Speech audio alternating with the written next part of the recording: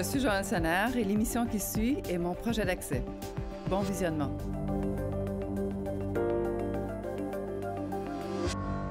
Aujourd'hui, à Samarche-Doc, les allergies saisonnières, un important problème de santé publique. Prendre soin de nos arbres, même lors des chantiers de construction, et des arbres pour augmenter la valeur de votre maison.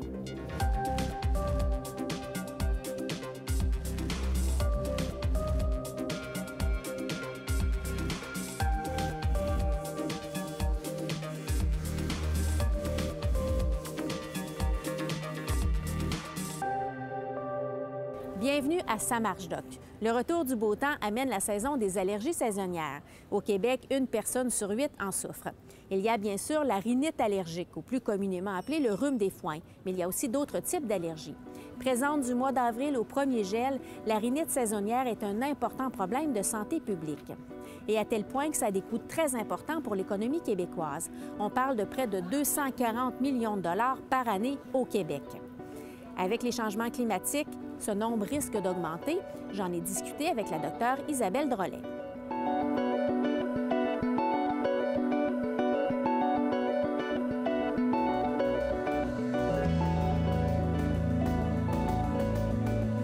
Bonjour, docteur Drolet. Bonjour. Il y a beaucoup de gens qui souffrent d'allergies saisonnières, particulièrement lors de la saison chaude. Est-ce que c'est un phénomène qui prend de l'ampleur selon vous?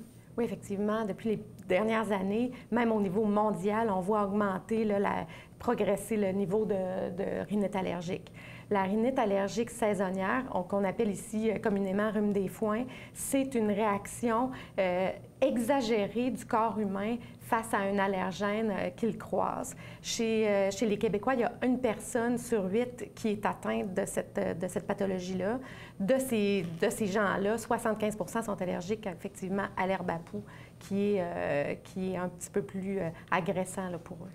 Les autres allergies, par exemple, ce serait quoi? On peut être allergique au bouleau, à différents arbres, différentes plantes, les graminées. On peut aussi être allergique aux acariens, aux animaux, à certains champignons dans l'air là aussi. Si on parle de la saison de l'herbe à poux, c'est quand particulièrement? La saison de l'herbe à poux, ça va de fin juillet, début août, jusqu'au gel. Et puis chez les gens qui en souffrent, ça peut être particulièrement difficile, ça peut nuire à leur qualité de vie. Même chez certaines personnes, ça peut les empêcher de fonctionner. Oui, tout à fait. Parce qu'en fait, d'abord, la saison des allergies saisonnières est relativement longue. Hein? On parle de avril-mai, qui sont les arbres, les bouleaux plus particulièrement, mais plusieurs arbres. Après ça, on a les graminées, qui sont de mai jusqu'à fin juillet. Et embarque ensuite l'herbe à poux, qui est comme je disais tout à l'heure, fin juillet, début août, jusqu'au gel. Ces gens-là, qu'est-ce qu'ils vont avoir? C'est qu'ils vont avoir beaucoup de congestion nasale, ils vont avoir des démangeaisons au niveau des yeux, des écoulements au niveau des yeux, le nez va couler clair abondamment et par en avant et dans la gorge. On va avoir des démangeaisons au nez, dans les oreilles, au palais, dans la gorge. Ça va faire tousser, éternuer beaucoup. Fait que tout ça peut faire que on est moins concentré, hein? On a de la misère à un peu gérer tout ce qui nous arrive. On est moins concentré, on dort moins bien, de toute évidence. Quand on dort moins bien, on devient plus fatigué, plus irritable. Ça c'est la base. En plus, ça peut se compliquer, ces pathologies-là. Ça peut aller augmenter l'asthme qu'on a déjà, faire une respiration soufflante, faire qu'on s'essouffle plus vite.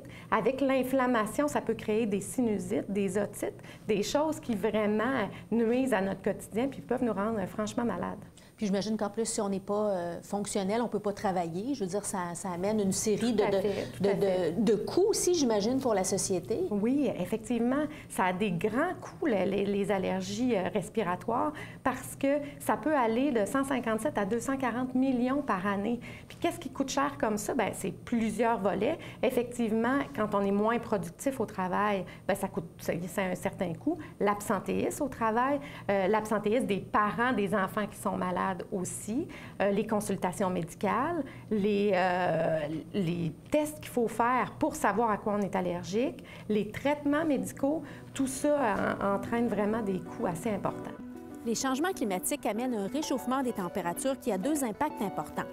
D'abord, il augmente le nombre de jours dans l'année où il y a du pollen dans l'air. Ensuite, ce même réchauffement agrandit le périmètre où sévit l'herbe à poux. Auparavant absente de certaines régions plus au nord, elle est maintenant bien présente. J'aimerais qu'on parle maintenant, bon, vous parliez des périodes d'allergie. Quand on parle des changements climatiques, est-ce que le réchauffement des températures peut avoir une incidence sur l'allergie? Tout à fait.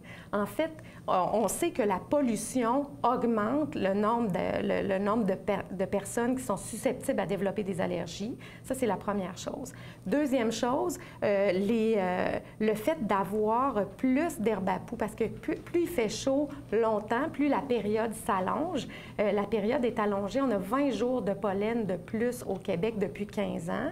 En plus de ça, les zones où est-ce qu'on a certaines plantes s'agrandissent parce que comme il fait plus chaud, bien, les plantes peuvent se rendre plus loin. Là, dans le nord, on n'avait pas d'herbe à poux avant. Là, ça prend de l'ampleur, même en Gaspésie, des endroits où il n'y en avait pas beaucoup avant.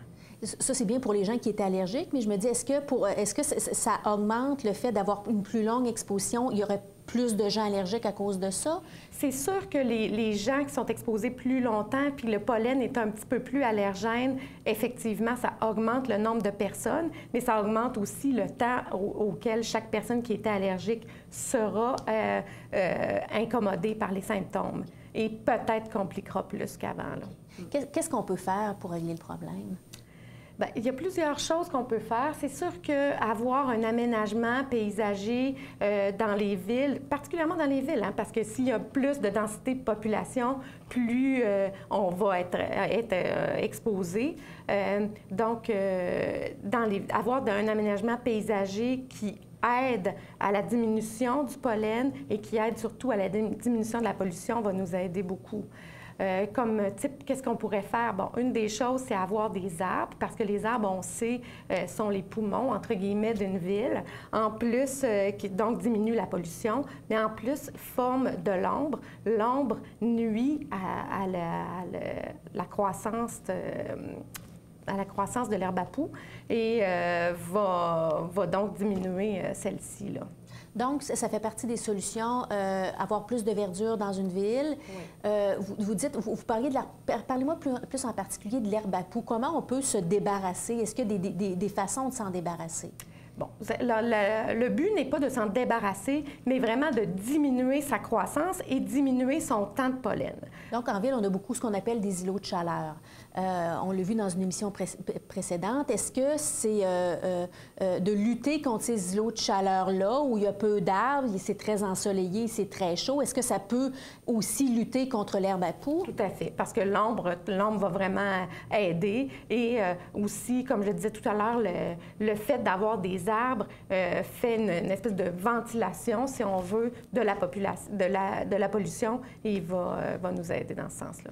Est-ce que le fait de faire tout ça, pour vous, ça aura une incidence dans votre travail? C'est-à-dire, est-ce que ça aura un impact important d'agir sur ce type d'herbe-là? En clinique, par exemple, est-ce que vous verriez la différence? C'est sûr que s'il y a moins d'herbe à poux, s'il y a moins de pollen, les gens seront moins exposés, il y aura moins... Si on est exposé juste à quelques grains de pollen, probablement que nos symptômes seront moindres et ils ne se rendront pas à faire des tests d'allergie. Ça va être réglé avec des médicaments sur tablette, là. Donc, c'est sûr que ça aiderait énormément, là. Donc, dans les prochaines années, qu'est-ce qui pourrait vous aider, vous, comme pour aider vos patients? Est-ce que faire des choix d'aménagement plus vert dans les villes, ça fait partie de l'ensemble des solutions, tout ça? C'est sûr que ça fait partie de l'ensemble des solutions. Faire ça, donner aux gens aussi des outils pour s'aider eux-mêmes lorsqu'ils ont des problématiques de santé, dans ce sens-là. Aussi, les aider à reconnaître que c'est quoi la plante d'herbe à poux et les arracher sur leur terrain et peut-être dire aux voisins d'arracher les leurs aussi, ça va aider énormément. Merci beaucoup.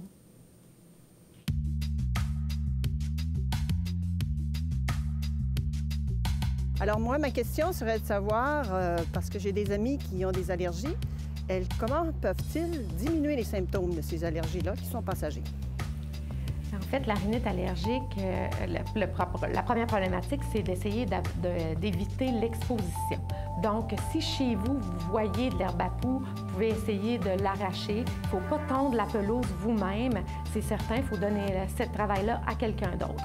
L'autre chose, c'est d'essayer d'éviter d'étendre votre linge sur la corde pour pas qu'il y ait de pollen qui qu'il frappe votre linge puis que vous l'ayez sur vous. Quand vous revenez du travail, vous devez aussi laver votre linge, prendre une douche, laver vos cheveux. Je suis une grande adepte des douches nasales aussi. Donc, il faut enlever le pollen au niveau du nez pour essayer d'être moins exposé. Fermez les fenêtres à la maison, fermez les fenêtres de votre voiture. Ayez un échangeur d'air avec un filtre à pollen. C'est les choses qui vont vous aider vraiment beaucoup pour diminuer les impacts de la rhinite allergique.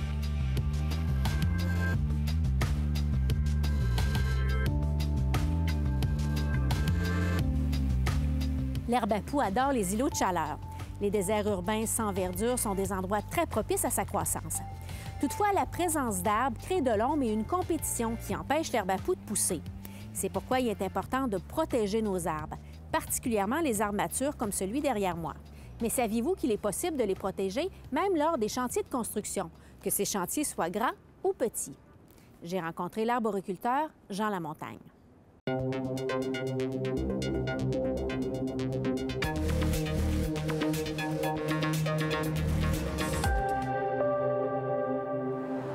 Bonjour, Monsieur Lamontagne. Bonjour, Isabelle. On voulait faire à l'émission aujourd'hui la démonstration que c'est possible de conserver et de préserver des arbres, même quand il y a des grands chantiers. Vous nous avez donné rendez-vous aujourd'hui en face du Musée des Beaux-Arts sur la Grande Allée. Pourquoi? Bien, parce que je voulais vous montrer la plus belle réalisation au niveau d'un sauvetage d'arbres matures. C'est un orme d'Amérique. C'est un des plus vieux ormes de la grande région de Québec. Il y a 140 cm de diamètre, donc c'est quasiment 20 pieds de circonférence.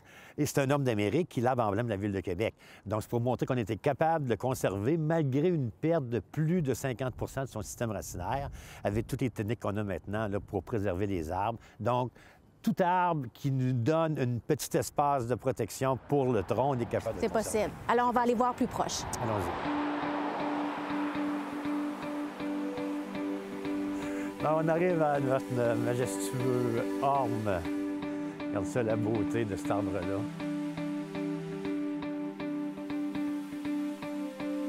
Monsieur Lamontagne, partons du début. En fait, c'est quoi les étapes pour bien protéger nos arbres? La première étape, c'est bien entendu la protection du tronc. Donc, lorsque la machinerie travaille près, des camions, des pépines et tout, souvent, il peut accrocher l'écorce puis faire des dommages majeurs. Donc, à ce moment-là, on met des planches de bois, OK, avec du caoutchouc pour empêcher qu'il y ait une friction. On recouvre d'une toile pour les embruns ainsi que tout ce qu'il peut avoir comme poussière et tout, là. Donc, ça, c'est la première étape. Donc, ensuite, après avoir fait ça, là, on va nourrir l'arbre. OK? Parce que là, on sait qu'il va perdre là, près de 50 de son système racinaire. Il y avait son système racinaire ici avant. Là, il l'a perdu, on est rendu avec du granit. Donc là, l'arbre ne peut plus boire en tant que tel. Là. Donc, on a laissé, c'est pour ça qu'on a laissé un grand espace en gazon, en pelouse, OK, où ce que l'eau peut tomber. Cet arbre-là va aller chercher 400 à 500 litres d'eau par jour l'été pour se nourrir. Donc, il faut quand même qu'il y ait un endroit où ce que l'eau va tomber. Et on a même prévu un tuyau. Oui, c'est un petit secret que vous nous révélez, là. Oui, effectivement, pas grand monde qui le savent, qui passe en dessous du trottoir et qui va aller nourrir l'arbre si on est en état de sécheresse. Donc, on a même prévu ça. Donc, cette fertilisation-là, on fait des trous, puis on met de la matière organique. Parce qu'on met de moins en moins des engrais chimiques. L'azote, le phosphore, la potasse dans les poches d'engrais, c'est dépassé, ça. On est rendu maintenant à de la matière organique pure et des mycorhizes. La troisième étape, quand on met le granit, il faut couper le sol. Puis quand on coupe le sol, automatiquement, on coupe des racines. Donc là, pour que ces racines-là cicatrisent bien, et qu'il n'y ait pas vraiment de stress à notre arbre. Parce que si on prend une pelle mécanique et on donne un coup de pelle, ça fait un effet de traction qui va 1 mètre plus loin. Donc, on fait de la pré-coupe racinaire. On prend une scie puis on coupe la racine avant que la pelle mécanique arrache le sol. Parce que ce que le monde ne savent pas, qui est bien important à dire, la majorité du système racinaire nourricier est dans le premier 40 cm de profondeur. Okay. C'est très peu profond, là. Et les racines de soutien ne descendent pas plus qu'1 mètre de profond. Donc, c'est quand même très peu pour un arbre que 30 mètres de haut, mais c'est quand même On peut en couper quand même, là, c'est ce qu'on On peut en couper quand même. Vous voyez ici, là, on s'est rendu pratiquement à 50 Mais là, il y a plein de traitements, comme je vous explique, là. Par la suite, après avoir fait les pré-coupes racinaires, on recouvre ces coupes-là avec de la terre pour que ça ne soit pas à l'air trop. Par la suite, là, on va élaguer l'arbre. Parce que voyez-vous, là, on a vu que le porte-à-faux du musée a avancé, donc on m'a demandé de faire une ouverture. Là, on a fait une ouverture qui paraît pratiquement pas pour que le porte-à-faux puisse pénétrer pratiquement dans l'arbre. Mais en plus, c'est une bonne chose parce que ça compense pour la perte de racines.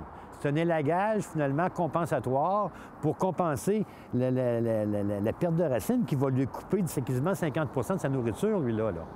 Donc, ça, c'est extrêmement important. Par la suite, après que les travaux avec la machinerie aient tout circulé, là, on va faire de l'aération parce que le sol a été compacté. Donc, on fait quoi? On prend une tige d'acier de 3 cm de diamètre. On fait des trous à tous les 30 cm ou 50 cm, dépendamment de la compaction du sol.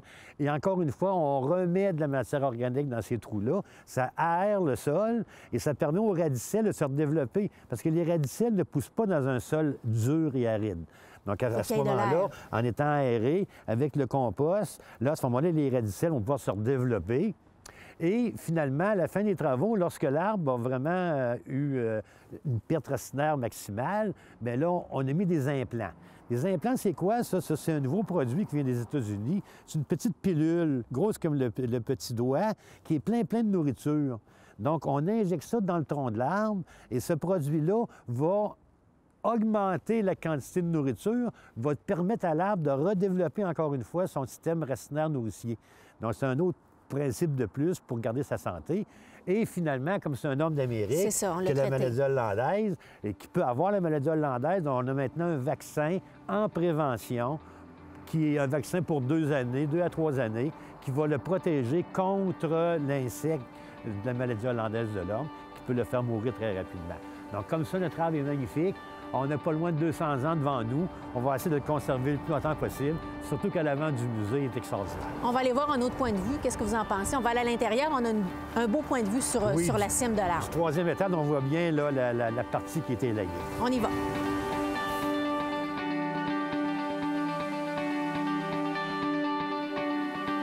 Donc, vois-tu, on rentre dans le hall, puis quand tu te retournes, tu peux voir la prolongation du toit. C'est vraiment la star du musée. On le voit presque de partout. Là. Il est majestueux. Il est partout. On le voit effectivement de l'extérieur. On le voit ici à l'intérieur. On le voit à l'entrée.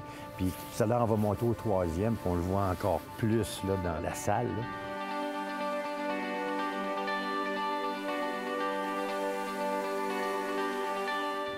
Sur le coin, il a fallu qu'on élague pour que le porte-à-faux. On est sur le porte-à-faux du musée, là. Donc il rentrait pratiquement dans l'arbre.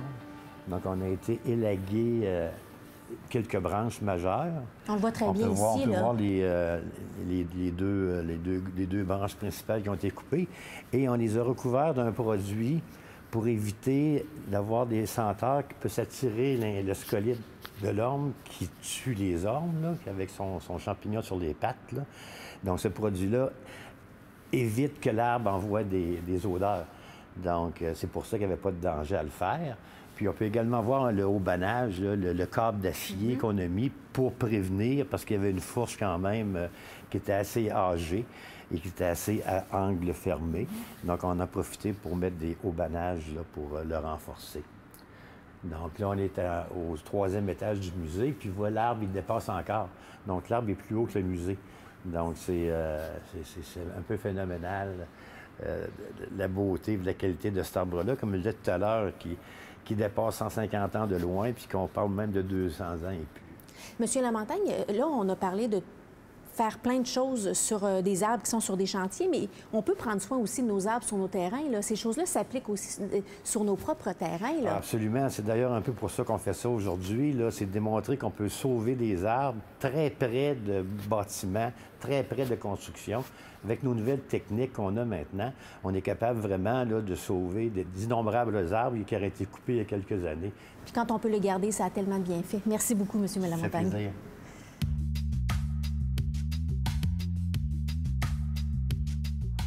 Moi, mon père fait de la construction à maison, puis je me demandais si la ville peut nous obliger à protéger les arbres qu'on a sur notre terrain.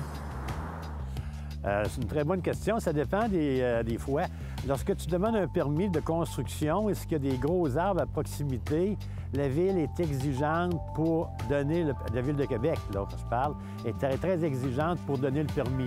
Il faut que le propriétaire de l'arbre demande à une entreprise spécialisée en arboriculture les travaux, les activités que l'arbre devra subir pour être protégé durant la construction.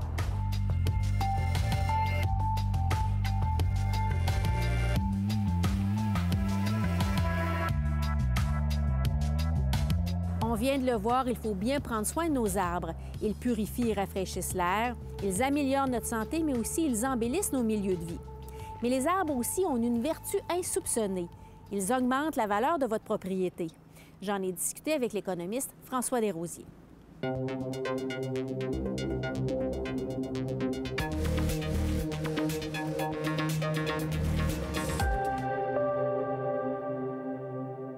Bonjour, M. Desrosiers. Bonjour. Expliquez-moi, il y a quelques années, vous avez étudié l'impact que peuvent avoir les arbres, les parcs, les boisés sur la valeur des propriétés résidentielles. Qu'est-ce que vous avez découvert? Oui, alors on a procédé à des études qui sont étalées sur quelques années. Et ce qu'on a trouvé, c'est que lorsque dans un quartier, une propriété possède un couvert arborescent supérieur à la moyenne du quartier, ça rajoute de la valeur à la propriété. À condition que la couverture arborescente ne soit pas trop dense. Parce que là, on a un effet contraire qui a été vérifié d'ailleurs dans d'autres analyses antérieures et qui est que ça baisse la valeur de la propriété. Si par exemple il y a trop d'ombre ou que la couverture arborescente est telle que ça crée de l'humidité, bien, on va avoir un effet contraire. Donc, il y a un juste milieu, mais d'une façon générale, on peut dire que les arbres ont tendance, surtout les arbres matures, ont tendance à augmenter la valeur des propriétés. Ça peut ressembler à quoi, par exemple? En gros, là, c'est entre 2 et 9 %. Par exemple, on a trouvé aussi que dans une de nos études, que chaque fois qu'on augmente de 10 % la couverture arborescente, on augmente la valeur des propriétés dans une proportion de 1 à 2,5 %. Qu'est-ce qui explique ça? Comment vous avez été en mesure d'expliquer ça? Bien, ce qu'on capte avec ça, avec les méthodes qu'on utilise, qu'on appelle la modélisation hédonique, très, très utilisée en économie, c'est la volonté des gens de payer pour un avantage dont ils bénéficient. Ça peut être négatif comme positif aussi.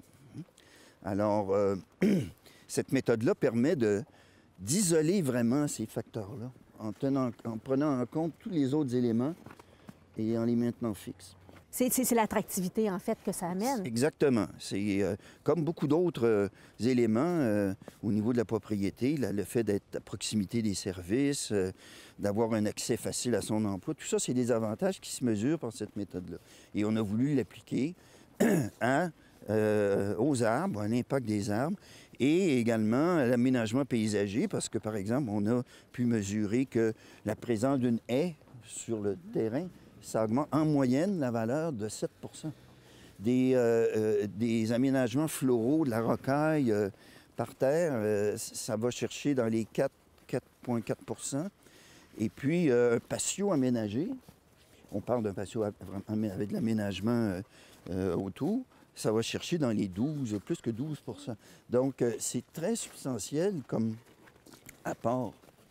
Et ça veut dire que planter des arbres, par exemple, ça peut être très rentable pour un propriétaire et du même coup pour une municipalité parce qu'elle va rechercher en taxes une proportion de cette augmentation de valeur-là. Dites-moi, il y a peu d'études qui ont été faites, c'est-à-dire que les dernières études datent de 2005. Est-ce que vous pensez que ces chiffres seraient différents aujourd'hui si on ferait une étude aujourd'hui à la lumière de ce qu'on sait sur le bienfait des arbres et tout ça? Là? Pour le savoir, il faut le faire, mais évidemment, les contextes varient beaucoup. Les études qui ont été faites, il y en a qui ont été faites aux États-Unis, il y en a qui ont été faites dans les milieux urbains, dans les milieux périurbains, d'autres qui ont été faites en Europe. Mais on arrive quand même à des des chiffres assez similaires. Quand je vous disais entre 2 et 9 c'est ce que ça donne. La présence d'arbres sur un terrain résidentiel, ça va chercher entre 2 et 9 Puis ça, c'est quel que soit le contexte. Donc, on peut penser qu'il y a une certaine stabilité là-dedans. Mais encore une fois, c'est...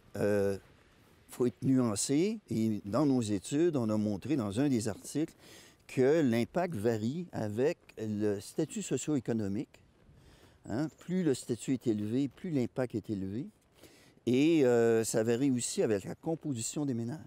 Par exemple, les ménages avec enfants qui vivent dans des quartiers un peu comme ici exactement, là, des banlieues adultes, à proximité des services scolaires, la présence d'arbres a un impact supérieur à d'autres situations, par exemple purement en centre-ville ou ailleurs, plus loin en banlieue.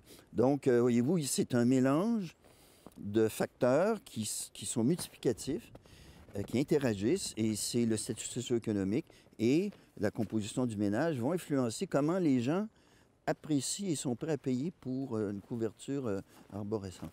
Là, vous venez nous donner un argument supplémentaire pour planter d'autres arbres parce que c'est bon pour notre portefeuille. Merci beaucoup, M. Desrosiers. C'est moi qui vous remercie. Merci.